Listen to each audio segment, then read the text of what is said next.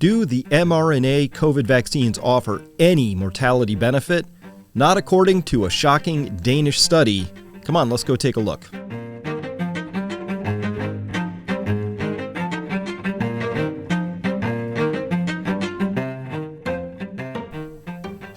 Hello, everybody. Dr. Chris Martenson here with another episode 58. Today we're going to be talking about a study that has come out that actually the results of which won't be too shocking to those of you who've been following me for a while, because we reported some of this data, but now it's been done in an actual study that's going in the Lancet. So I feel it's okay to talk about it out here on YouTube. Of course, this is the kind of thing that would have gotten me censored just a little while ago, but I think with there's a new air out there with Twitter being bought by Elon Musk and him promising a lot of new free speech. So maybe this free speech will extend here as well, where we are allowed, finally, to talk about science and data and scientific results in an open and free and fair way. By the way, the point of going through science and science data is not to be right. It's to get closer to the truth with every passing iteration. We learn as we go. So that's what this is all about. Now let's see here. Let's go to this study right away. By the way, first up, episode 58.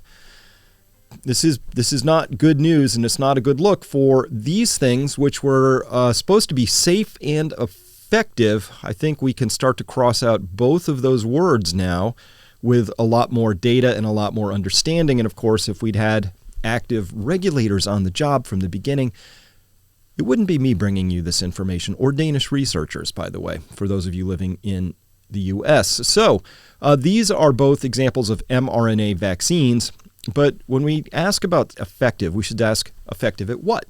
So what we were told was these were effective at preventing death, preventing disease, right? So that's what they should be effective at. But mostly what you would really want to see in a pandemic is that your so-called vaccines are actually busy preventing death. Remember, Joe Biden told us that we were going to face a winter of darkness, disease, and death for the unvaccinated. We have to ask a question now about what's really going on with these vaccines because of this. So this is in the Lancet. This is a preprint, but it's been, that means it still hasn't gone through the complete peer review process, the anonymized peer review process, but people I trust who are qualified to look at this paper have looked at it and said, hey, this passes the sniff test. They did the best they could. So this was they looked at all the randomized clinical trials of COVID-19 vaccines, and then they pooled those results so they could look at that even larger numbers. So Pfizer and Moderna's mRNA vaccines, the results got pooled from those randomized controlled trials, the RCTs, okay? And they did the same thing for the adenovirus vector vaccines. And so they're asking the question, do adenovirus vector vaccines have beneficial non-specific effects? I'll tell you what that means in a second, because interesting findings that came through. Excuse me. So carrying on right down here, the abstract right up front of the paper, they're asking this question, and here they phrase it. They say, to examine the possible non-specific effects of the novel COVID-19 vaccines, we reviewed the randomized controlled trials, or RCTs, of mRNA and adenovirus vector COVID-19 vaccines, reporting overall mortality, including COVID-19 deaths, accident deaths, cardiovascular deaths, and other non-COVID-19 deaths. Quote, for overall mortality, with 74,193 participants and 61 deaths, that's 31 in the mRNA trials, arms of the trial, and 30 in the placebo arms, the relative risk for the two mRNA vaccines compared with placebo was 1.03, meaning there was a 3% higher chance of dying in the vaccine arm than in the placebo arm. Is that meaningful? We don't really know, because the 95% confidence interval means it could have been anywhere from a relative risk reduction of 37%, because that would have brought us down to 0.63, all the way up to a 71% higher chance of causing death. So that's the 95% confidence interval. It means we can't say one way or the other whether these vaccines had any impact on mortality whatsoever. But when you combine everything, the center of that is 1.03. That's a non-statistically relevant finding. This was the information that the FDA had when they were reviewing these. They would have gone through all of this data, and then they should have come to the conclusion and said, wow, hey, these things don't actually reduce mortality. That's not what we were told at the beginning, of course, but we should have been told. And I reviewed that Pfizer data fairly early on in this. I could probably dig up that episode. But I looked at it and also noted that it was really odd that we had 15 deaths and 16 deaths. And then later, and this study didn't include this later part, Pfizer had to amend that and say on a 6-month follow-up that they actually had 21 deaths in the placebo arm, in the mRNA arm, vaccine arm, compared to 15 in the placebo arm. So they actually had 6 more on this side. This study didn't look at those particular results. They're pooling the earlier submitted trial results as far as I understand it. But that right there, that's not an exceptionally good finding when you say we want to be effective. So effective at what? We would want to see effective at reducing all-cause mortality. That would be the number one thing you would be looking for in the middle of a pandemic with a virus that has a respiratory virus that has the chance of being lethal. And we know it's exponentially more lethal with age. We'll get to that distinction in just a second because that matters. Carrying on, they also said here in the Adenovirus vector vaccine, so that's the J&J, that's the Astra-Zeneca, there were 122,164 participants and 46 deaths, of which 16 were in the vaccine arm, 30 in the control arm. So the RR, the relative risk for adenovirus vector vaccines versus placebo control, was 0.37. So that, and look at that confidence interval, it ranges from 0.19 to 0.70. We are positive that those vaccines did reduce all-cause mortality. So they had a mortality benefit. That much we know now. Carrying on, so in 0.37, that means there was a 63% lower chance of dying if you'd had these vaccines. All right. So carrying on, the adenovirus vector vaccines were associated with protection against COVID-19 deaths with a relative risk of 0.11. And again, the confidence interval is all below 1, so there's a positive relative risk there. And non-accident, non-COVID-19 deaths, which is a little odd. We'll have to talk about that more completely in a second.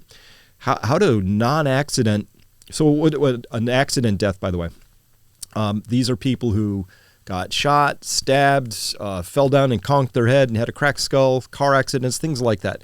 So they're saying as well for non-accident, non-COVID-19 deaths, again, there was a relative risk of 0.38, all below, the confidence intervals all below 1. So there's an actual positive benefit there. That's an interesting finding. That's the kind of thing where you'd say, let's follow up on that, because that's, how do we explain that? And I think there is an explanation.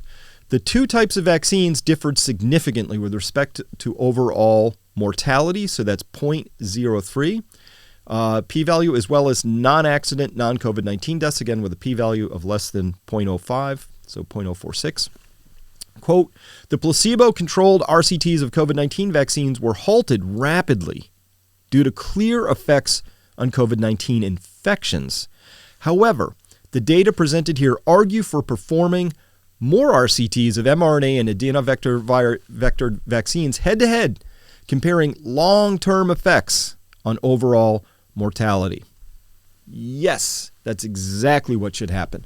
We should have that data by now. We should have been comparing the long-term effects. We should be comparing not just vaccinated versus unvaccinated, but we should have had all this data. Are you listening, CDC? We should have had all this data broken out by different types of vaccination status, not putting that little 14-day window in there where we call people unvaccinated because they're only 14 days prior to 14 days post or less of having their first, second, or third, or fourth jab. We would have access to all of this data at this point in time, and we don't. But thank you, Danish researchers, for putting this together. Now, there's a number of things they couldn't do with this study because they had to just pull the data as it was given in the clinical trials, and these were poorly designed clinical trials, at least from a public health data standpoint. They were really exquisitely designed for getting the exact answer that the pharma companies wanted to get, and it put that into a very narrow range. So we'll talk about those conditions and limitations in just a second. So this Danish study now, they're starting to say the quiet part out loud. So this is in their introduction. They say here, quote, "Within the current understanding of vaccines, it's logical to assume that COVID-19 vaccines reduce overall mortality, corresponding to the number of COVID-19 deaths prevented. However, there is now ample evidence that vaccines can have broad heterologous effects on the immune system.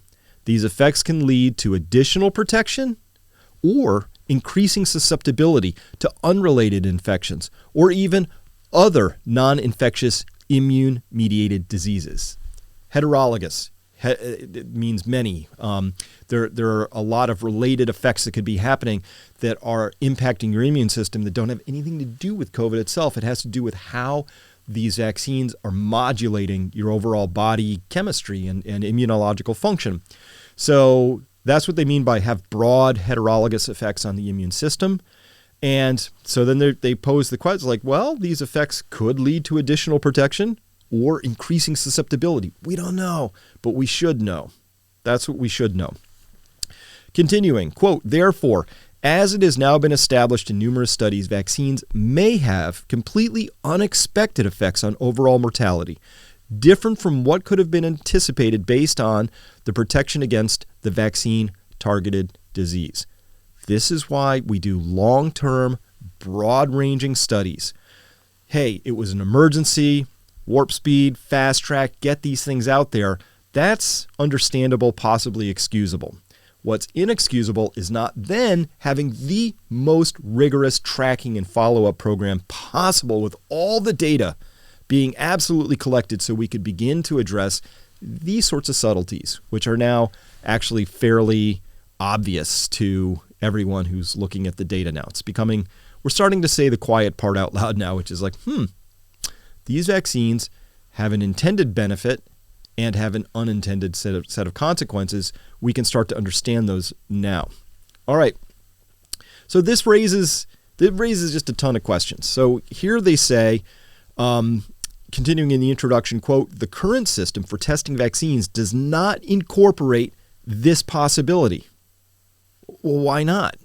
Why would you possibly not incorporate that possibility? There's no good answer for that one that I can come up with.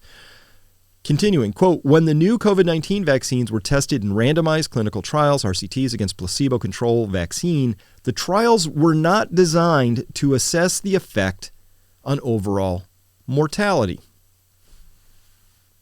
Why not? That's kind of weird, right? I mean, you'd think this is a pandemic. It's a very deadly disease. That's what we were told. This is all hands on deck. We have to do everything possible because we have to prevent COVID-19 deaths, right? That's how the whole thing was built. So why were the trials not designed to assess the effect on overall mortality? Kind of weird. Continuing, quote, "The possibility for observing such effects was further hampered by the short follow-up in these trials, as the individuals from the control groups received the vaccine after just 3 to 6 months." I put the word just in there. "After 3 to 6 months following the emergency use authorization. Hence, though it was anticipated that the new COVID-19 vaccines would reduce overall mortality, especially in the context of a pandemic, this has not been formally studied." Now, I have to put that on the regulators. That's up to the FDA and up to the CDC to look at the trial design and say, hey, here are the things we care about from a public health standpoint. Obviously, what you want is you want to show a reduction in all-cause or overall mortality. Clearly, that's what you want to do. Everybody knows that. It's not even open for debate. We can't have sidebar conversations and question whether that's true or not. That is clearly the overall case for those who are concerned with public health. I understand pharma companies have a different set of interests. They are concerned with making profits and selling products. But the regulatory agencies, their job is to watch out and be the guard dogs for overall public health. Okay? So the Danish researchers, in very quiet, very polite science speak, asked the question, this has not been formally studied, this impact on all-cause overall mortality. Kind of weird. All right. Martin Kulldorff, one of the co-authors of the Great Barrington Declaration, writing here in Brownstone Institute. This is just a really good writing on this one. He writes here, quote, "In medicine, the gold standard for evidence is randomized controlled trials, RCTs, as they avoid study bias for or against the vaccine or any drug being studied. Moreover, the key outcome is death. Do these vaccines save lives? Hence, the Danish study answers the right question with the right data. It is the first study to do so. When the Pfizer and Moderna mRNA vaccines were approved by the U.S. FDA, that decision was based on RCTs. The RCTs submitted to the FDA showed that the vaccines reduce symptomatic COVID infections. By recruiting mostly younger and middle-aged adults who are unlikely to die from COVID no matter what, the studies were not designed to determine whether the vaccines also reduce mortality. That was assumed as a corollary, although it may or may not be true. Neither were the RCTs designed to determine whether the vaccines reduce transmission. It's a different story for another time." End quote. Well, you're probably wondering at this point, wait a minute, who sets up a trial in the middle of a pandemic and sets up the trial designed in a way that they can't assess whether it stops transmission or even slows transmission or maybe speeds it up or has any impact on transmission whatsoever, and doesn't design it so they can assess the impact on mortality? What was it designed to assess? It was just designed to assess whether symptomatic COVID was reduced or not. That's it. That's all they set out to find. But you might ask, well, why would you do that? Why would you design a trial specifically to just look at that very narrow window? Obviously, that was intentional, right? That the trials aren't designed by monkeys typing on typewriters infinitely. The trials are designed by humans who make choices. They go, not this, let's study that. Okay, so the trials were designed to only study the impact over a very short period of time on COVID symptoms, period. And it was assumed as a corollary that if people didn't have symptomatic COVID, then they wouldn't die as much. You can't make that assumption, right? You have to actually study that. So there are huge limitations in these studies. So the Danish researchers can't tell us anything about the impact on mortality by age because it wasn't studied. They can't tell us anything about the impact on mortality by comorbidity because it wasn't really studied. There's a lot of things that weren't really studied. So again, even that idea that, once we had the data in hand that said, hey, it was kind of implied that these things were going to reduce, these mRNA vaccines were going to reduce transmissibility. In fact, you heard Rochelle Walensky of the CDC say that directly. You heard Rachel Maddow say that. You heard the President of the United States, Joe Biden, say that. Those exact words. If you take these vaccines, you will not be able to pass COVID on to the next person. Well, we've known for a long time that's not the case. Here, this is from UK official data. Looking here at, let me get my drawing tool out because I apparently haven't got it out yet. Here we're looking at three things. Not fully vaccinated, how many people got cases per 100,000. Fully vaccinated, how many cases of COVID. And vaccinated and booster, how many cases do they have? The highest, of course, in this group, of course, is those who are vaccinated with a booster have a higher incidence of catching COVID than either of the other two groups, which are about tied now here. So we see that fully vaccinated and not fully vaccinated have kind of caught up to each other, but they have about half the rate of catching COVID as people who are fully vaccinated with a booster. Now, why would that be the case? Remember, we have to go back up here and we have to ask about the fact that evidence that vaccines can have broad heterologous effects on the immune system, and these effects can lead to additional protection or increasing susceptibility to unrelated infections, or maybe even to COVID itself, right? So this sort of data has been out there for a long time now. And so if the original reasons for using these particular mRNA vaccines were it's going to reduce mortality, it's going to stop the transmission, and it's going to reduce symptomatic cases. Well, 2 of those effective measures have been just chucked out the window. And of course, that data's been with us for a long time. So here are the tables from that Lancet study by the Danish researchers. Just so you can see the data itself here, you can see the overall mortality was 1.03. And guess what? COVID mortality was actually reduced to 0.4, of course, but look at that confidence interval. Could have been as low as 0.08, could have been as high as 2.06. So we can't actually say anything about that. But cardiovascular mortality was up by 45%. And again, could be as low as 0.67, could be as high as 3.13. So we can't say much about that. But what we can say is that it's impossible to say, based on this data, that there's any mortality benefit whatsoever because, oops, jumped off the wrong thing here. Back to here. Because of this number right up here. There's no mortality benefit. Of course, that was touted early on as a corollary. It was assumed applied. It was stated. It was pretty well declared by a lot of people in public health authorities who had access to the data. They should have known better. But Astra-Zeneca in J&J, clear benefits here. Clear. Overall mortality reduced to 0.37. The confidence interval is all below 1, so we're positive as we can be, at least with a 95% confidence interval, that the overall mortality is reduced by these. Interestingly, though, the lowest mortality on here is due to COVID-19. Again, these are fairly small numbers. We only have 2 deaths here compared to 8. If this number had gone to 3, this would change this number a lot because these are fairly smallish numbers here. But still, taking the data as we see it, 0.11 relative risk, that means there's an 89% lower chance of dying from COVID if you have either one of these 2 adenovirus vector vaccines. Okay? Interestingly, cardiovascular mortality all the way down at 0.065, so there might even be a protective benefit in here.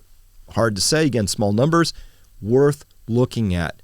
As they mentioned in their abstract up front, once you have data like this, you're like, we should study this. Is this true? Because that's a pretty interesting finding. Excuse me, don't know what all the reasons could be. Other non-COVID-19 mortality, again, some benefit to that, and maybe even to accidents. Excuse me, don't understand why those things would be true. Smallish numbers, but this is how science works. You get your indication, and you say, wow, this is kind of cool. Somebody should follow this up with a lot more study. But for now, we can say definitively that to protect from COVID-19, according to the way this study, according to RCT data, the adenovirus vector vaccines are the better way to go at this point in time. That's what the data says right now. This is summing it all up into a forest plot. This really isn't a good look on U.S. regulators or regulators in other countries, Australia, New Zealand, UK, looking at you.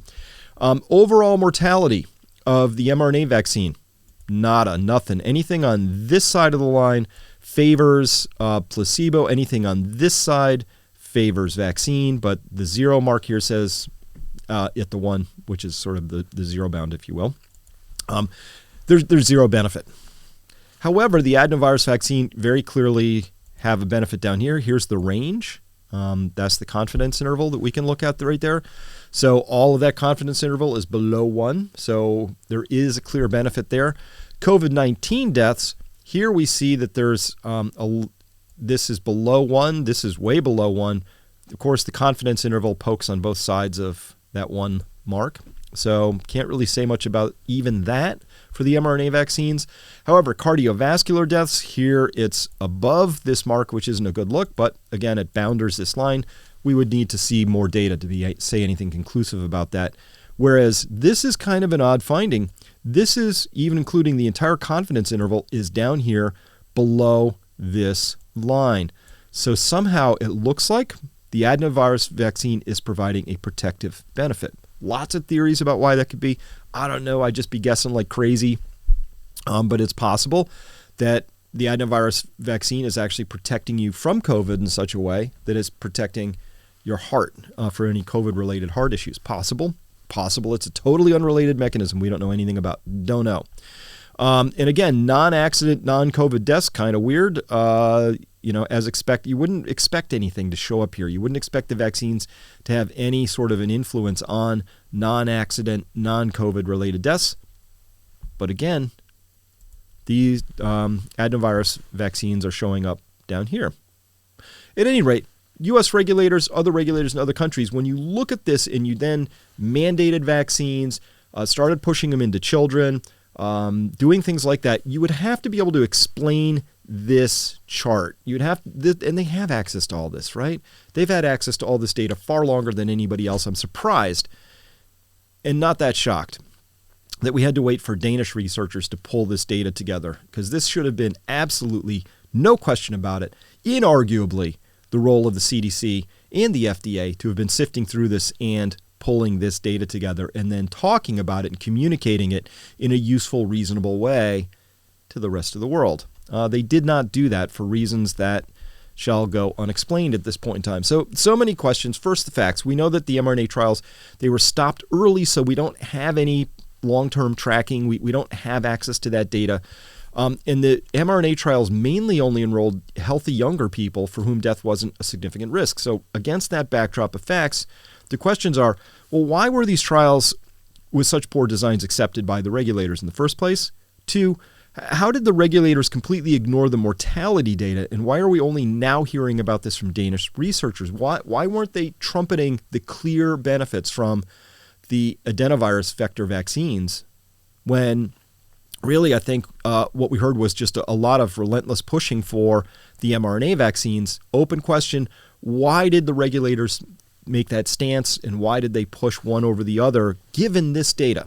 It's very hard to defend those actions given the data that we have access to right now. If there's other data they have access to, bring it out. Let me see it. Maybe that'll change my mind. But for now, this is the best data we have.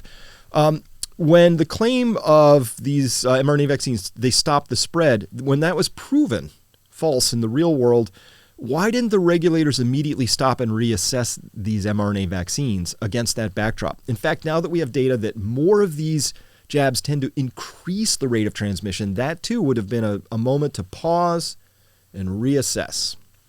And then I have to ask the question, under what basis could the vaccine mandates continue for the mRNA platforms themselves, given all of this, right? It's becoming harder and harder to justify from any standpoint.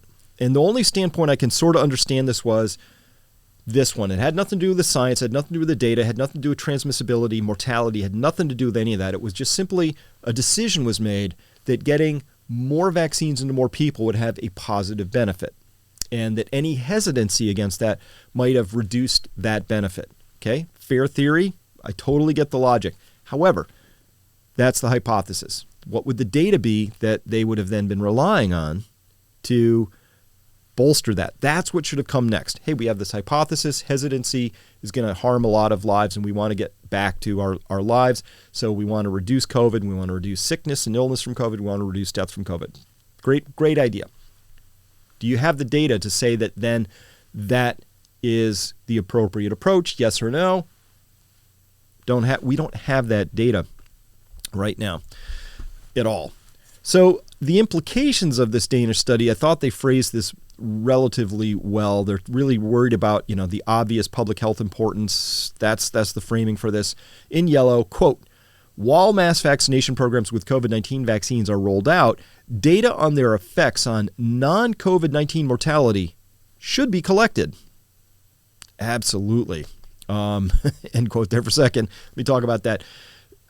Data on their effects on non-COVID-19 mortality. This could be anything. We saw that there's non-COVID, non-accidental deaths, that they had an impact on that. We need to understand that better, right? Are they offering a protective effect, as we seem to be hinting at in the adenovirus vector vaccines? Or are they doing something where they're having the opposite, a non-positive impact on health and life? As we saw in the data from the RCTs for the mRNA vaccines. Excuse me. Quote, continuing, as COVID-19 mortality comes under better control due to herd immunity and increasing vaccination coverage, the impact on non-COVID-19 mortality becomes particularly important from a public health perspective. public health perspective. Why is this not front and center of every conversation? Unfortunately, the opportunity for conducting large-scale RCTs, vaccine versus placebo trials, passed once the vaccines were introduced generally in the population. So, oops, forgot to do it. Carrying on, quote, to throw light on the potential differences in non-specific effects between vaccine types. One way forward would be for public health authorities to conduct RCTs comparing mRNA vaccines and the adenovirus vector vaccines for their effect on overall COVID-19 mortality as well as non-COVID-19 mortality, end quote. Yes, absolutely. That's what we should have. That's what should have been done. That's what any intact, healthy society would do. This wouldn't be buried. We wouldn't be gaslighting people. We wouldn't be banning, censoring people for asking these kinds of questions because this is data. That's what we should be doing. And so absolutely, I would 100% wholeheartedly support this activity right here. We should be doing all of that. And why should we be doing that? Well, maybe the Danish researchers will look into this too. I've expected, I've asked, I've cajoled, I've tried to shame, I've tried to convince the CDC to please look into this data, and I've had no success so far. And they should be looking into this because this is the one piece of data they are most responsible for. This is all-cause mortality in the United States. This is from everything. Accidents, suicides, cancer, heart attacks, COVID. It's all smushed into one big thing, but you can clearly see here that if this back here in March of 2020, if this was the COVID spike, well, once the vaccines started to get rolled out here, what's this bump about? What is all this excess mortality above expected deaths? What is this about? We talked about this with the 40% more deaths in the 18 to 64-year-old age group within the life insurance data. That was in the live cast that I do on Thursday nights. That one was a couple of weeks ago. Check out that episode if you want, where we talk about that the life insurance data. This right here, though, this is unacceptable. This dotted line down here would be where you consider excess. That's a substantial increase. Is anything above that red dotted line. Where we would expect to be is somewhere around this green dotted line. Obviously, there's some seasonal effects. More people tend to die right around the turning of the new year than at any other time. It's a seasonal impact. That's why you see those little bumps. You have the bumps there in January. All right. But what we're not seeing in here is that there is any reduction. We are not back down where we should be, which is way down here. We're seeing excess deaths way up here. Somebody needs to answer for that. There needs to be an explanation for it. As a starting point, there ought to be some inquiry into it. There ought to be some curiosity. There ought to be some looking into it and publishing studies, and then let scientists and other people weigh in and go back and forth and bandy about ideas, and eventually we'll get closer and closer to the actual truth. But you can't get to the truth if you don't even look at it in the first place. As far as I am aware, there are no official studies about this within the United States CDC going on, and that is absolutely unacceptable. Full stop, speaking as a citizen here of this particular country. All right, so, hey, but maybe the Danish researchers will look into it and save the CDC some trouble. I don't know. I don't want to have to be this dismissive and even full of contempt for the CDC, but I'm going to have to be because they are failing at their jobs in a big, big way. I don't have any good explanations for that, but the data clearly says they need to start doing something else. All right. Hey, I'm going to be moving to part 2 in just a second. This is at my website. This is members only, so I do run a subscription news site service. Hey, this is what I do. I am a person who gathers data, synthesizes it, talks about it, and if you like, being well informed and you want to be part of a tribe and you want to help pay it forward by supporting me, you enable me to do this work. I bring information to the world in a way that hopefully people can understand and bring into their minds. So come on by Peak Prosperity if you want to. .com/membership. Please sign up if you will, because that helps support me and you help me bring, and all of my team bring this information to the world. For now, listen, I'm kind of hopeful that I can get this message out here finally. This is a message I've been sitting on for a while. Now that it's out there in the Lancet, hopefully we can get past the censors here in the United States and actually talk about this like reasonable, responsible adults should. And we'll do it with full context. We'll do it with complete understanding. We'll even dare to use big words, and we will pretend as if it's actually okay for us to look at things and come to our own conclusions. For now, it's completely obvious that the way these studies were designed was too narrow, inappropriately done, and couldn't answer the basic questions on all-cause mortality. All right, we were in a panic, we were in a hurry, it was warp speed. I get it. What I don't get is that there has been a year and a half of non-follow-up on those particular findings. Lack of communication around that from all of the relevant health authorities who should have been doing that. It becomes a pattern where we see the pattern over and over again was clearly to make things look better than they were and hide other data, or make things look worse than they were in order to support another program or policy like that. That's the world we've been in. Hopefully that's coming to a close. Listen, eventually we're going to get our heads around this. That's my hope. We have to do that. By the way, if you want to come by and see what I'm talking about in part two big things. I'm going to continue to follow up the conclusions of this particular data right here. And I got to tell you, there's some major warning signs economically, particularly out of China, supply chains. The other big work I do in the world is talking about finance, financial systems. I think more people are going to be harmed by the economic downturn that's coming than by COVID itself and the supply chains and energy crises, all that's unfolding right now. So come on by, peakprosperity.com. Check it out. Love to have you there. Love to have you be part of the tribe. Can't wait to communicate with you there or here as well. That's all I have for today. Thanks so much, and we will see you next time. Bye-bye.